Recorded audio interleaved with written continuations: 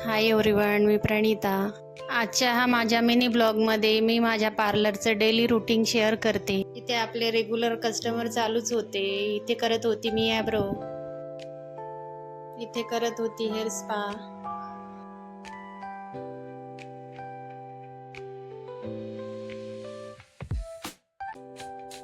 नंतरचं जे कस्टमर होतं ते होतं आपलं फेशियलचं.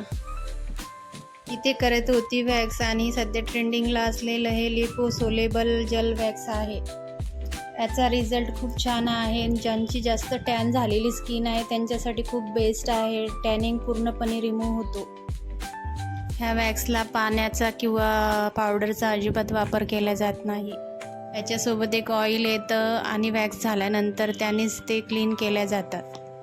इथे करत होती हेअर वॉश झाल्यानंतर त्यांना लगेच ब्लो ड्रायसाठी घेतलं. इथे करत होती ब्लो ड्राय, यांना करायचं होतं स्ट्रेट ब्लो ड्राय.